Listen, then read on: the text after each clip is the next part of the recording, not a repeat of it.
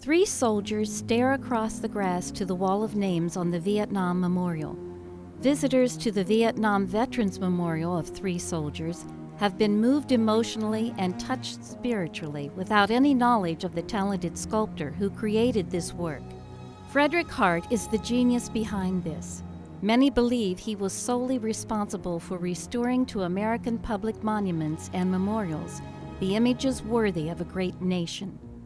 Getting to know Vietnam veterans and to understand the severity of their experience and the enormity of the sacrifice that they made voluntarily was just a colossal revelation to me.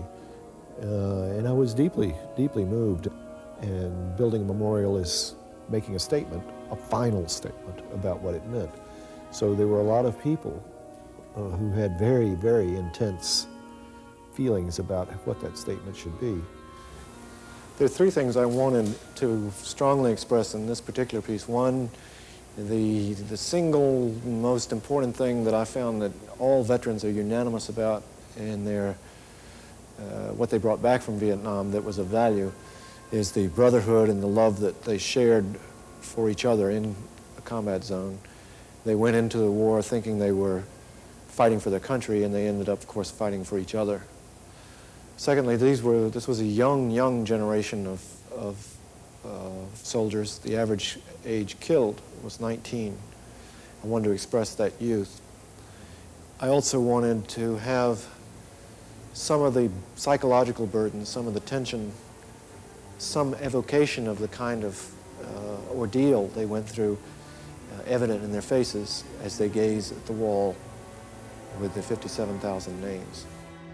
I see the wall as a kind of ocean, a sea of sacrifice that is overwhelming and nearly incomprehensible in its sweep of names. I place these figures upon the shore of that sea, gazing upon it, standing vigil before it, reflecting the human face of it, the human heart. Frederick Hart. Hart used these men as his models for Three Soldiers. The likenesses are so realistic, and the details recall, from boonie hat to vests and bootlaces, exactly what it was like for American soldiers to be tenuously alive in a particular place at a particular time. President Reagan was in office, and he gave a speech on the wall. There must have been 100,000 veterans there, some of them dressed in fatigues, and people who, had not received the kind of accolades that the hero's welcome that people who came back from fighting in World War II received. This was a controversial and unpopular war, and that was sort of a turning point. The dedication of that sculpture was the first time, I think, that people paid homage to those who had fought in the service of their country in very difficult conditions and survived. Maya Lin's wall was a tribute to those who gave their lives in the service of the country. This was to honor those who survived and came back. Hart's training and artistic development followed the medieval tradition of apprenticeship to a master carver. I went to the cathedral. In those days, there was a fairly strong stone carvers union. In the 20s and 30s, it had 400 or 500 members nationwide. At the time I went to the cathedral, there were, I believe, 8 left in the union.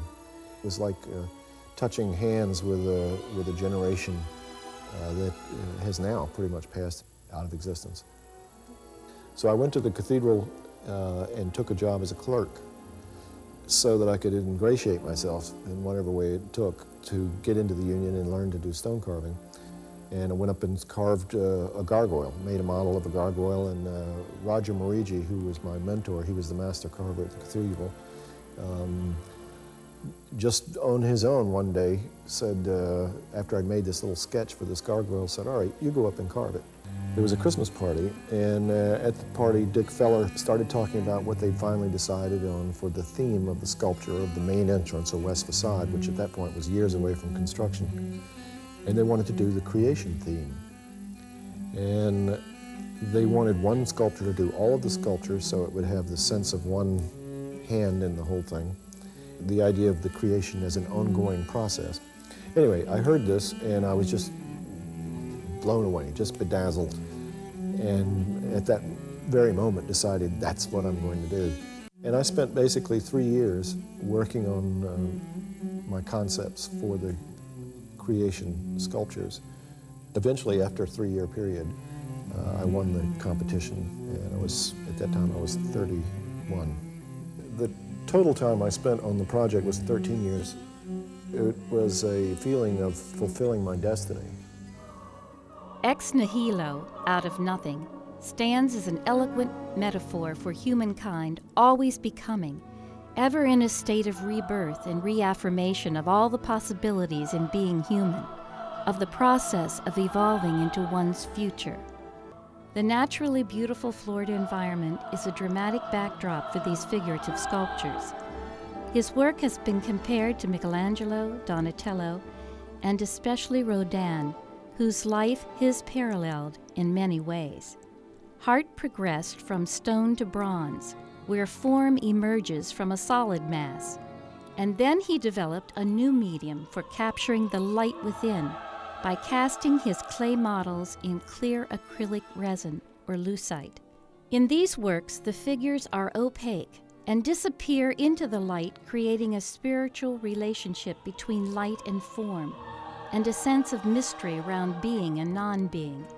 The seen hints at the unseen. Particularly in the Cross of the Millennium, which is one of the major works that he did in that medium, and we were privileged to be with him when it was presented to the Pope in his private quarters in the Vatican. In that piece, he sculpted the Star of Bethlehem on the front of the sculpture, symbolizing the birth. He had the crucified figure symbolizing the death. And then that piece, when the light comes through it and you turn it, you have a sense of rising. And so he really depicted the birth, the death, and resurrection in one work of art. Artists have been presenting works to the Pope for, well over 1,000 years probably. And to be a part of that continuum of all of the great Renaissance and Baroque masters was a very inspiring thing. The Pope himself was an inspiration. When he saw the star, he really lit up and he understood the whole idea. He gave actually a little homily on the spot, and he did say, he sort of thought about it and nodded, and he said, "You've created a profound theological statement," which I found very gratifying. Frederick Hart's hope for the future of art is expressed in this quotation. If art is to flourish in the 21st century, it must renew its moral authority by rededicating itself to life. It must be an exciting, ennobling, and vital partner in the public pursuit of civilization.